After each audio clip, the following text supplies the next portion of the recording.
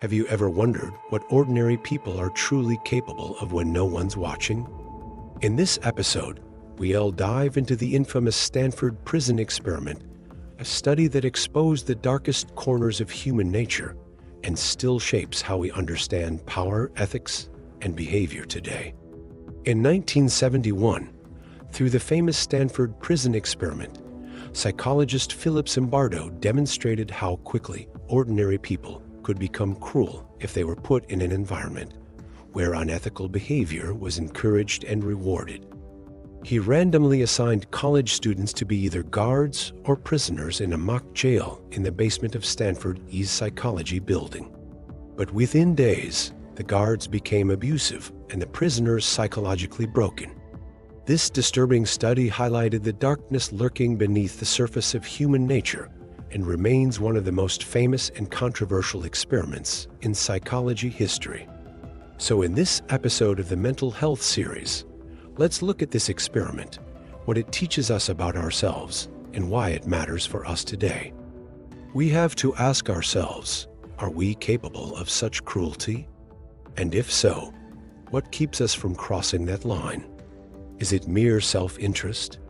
Do we need to find a reason to be bad? Or can we also be motivated by something as simple as a misplaced sense of duty?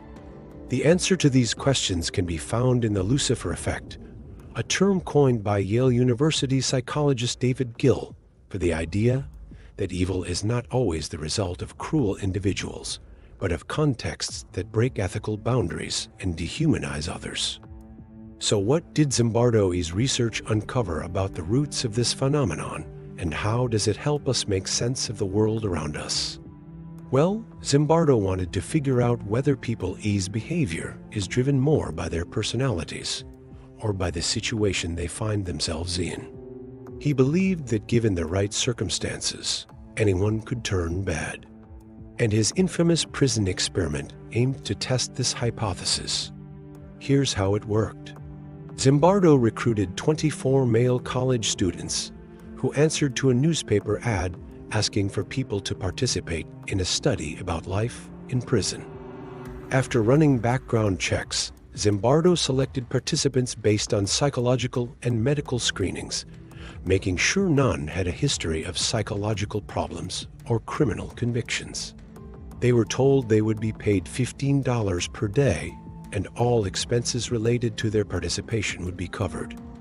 And once selected, the men were given a physical examination and told to report to the mock prison in the basement of Stanford's psychology building on the evening of August 1971, dressed in a coat and tie for their first night as prisoners. They were then arrested in their dormitories by 2 uniformed police officers and taken to the Palo Alto City Jail, where a judge formally charged them with a fake crime and sentenced them to an unspecified prison term. Once there, they were strip-searched, deloused and dressed in a uniform consisting of a blue denim jacket and pants, each with a number sewn on the back. The prisoners were then transported to the mock prison in the basement of Stanford Psych building. Once they arrived, the prisoners were locked up in their cells for the next 24 hours without any furniture, except for a bed, a desk, and a sink. Their only window was high up on the cell wall and barred, leaving them with no view of the outside world. Before they went to sleep, however, Zimbardo gave them a final piece of advice. Don't become too emotionally involved. It's only make-believe. On the other hand, the guards were instructed to maintain order in the prison and enforce the rules. They were given uniforms, whistles, truncheons, sunglasses, and reflective belts to emphasize their authority over the prisoners. The guards were also informed that they had total control over the prisoners and were free to exercise that power in any way they saw fit. And so, with everything set up, Zimbardo and his team began observing the interactions between the prisoners and the guards, documenting everything that happened inside the mock prison. In the beginning, everything went according to plan. The prisoners chafed against the restrictions placed upon them, but mostly they followed the rules. The guards, for their part, seemed content to let the prisoners adjust to their new reality. But after the first day, things started to get out of hand. Tensions rose as the prisoners became increasingly frustrated with the lack of privacy and personal space. By the second day, several prisoners had become unmanageable, and the guards responded by increasing the level of abuse. Prisoners were subjected to cruel punishments like push-ups and were denied food and bathroom breaks. Some guards even took sadistic pleasure in tormenting the prisoners, finding creative ways to humiliate them. For example, they forced them to clean toilets with toothbrushes or made them stand in the corner while singing made-up songs. All this abuse caused the prisoners to become deeply distressed. Several started crying, and some even suffered physical ailments like headaches and rashes. As the experiment continued, the situation grew increasingly chaotic and dangerous. The prisoners became more unruly, and the guards more violent in their response. After 5 days, the whole thing blew up. One prisoner, whose behavior was already problematic, snapped and tried to escape. Although he didn't get far, the guards reacted by putting all the prisoners in solitary confinement for the next 3 days and forcing them to write essays about their behavior. But even this extreme measure did not restore order to the prison. On the 8th day, another prisoner attempted suicide by banging his head against the wall until he was bleeding. That was it for Zimbardo. He ended the experiment immediately, releasing the prisoners and thanking them for their participation. Upon reflection, it became clear that the Stanford Prison Experiment had uncovered some troubling truths about human nature. The study revealed that even ordinary people can turn bad when placed in an unethical environment. But it also showed that situational factors are often more influential than personality traits in shaping behavior. For example, the guards' willingness to abuse their power was driven less by their individual sadistic tendencies, and more by the anonymizing effects of their uniforms and the encouragement of their peers. Similarly, the prisoners' willingness to submit to their captors' demands was driven less by their desire to please authority figures and more by the fear of being punished. This has important implications for understanding real-world examples of unethical behavior, such as the atrocities committed by Nazi Germany during World War II. These events have often been attributed to the Nazis' evil nature, but Zimbardo's findings suggest that there may be more to the story. By understanding the situational factors that can turn ordinary people into perpetrators of evil, we can better protect ourselves from falling prey to similar temptations in the future.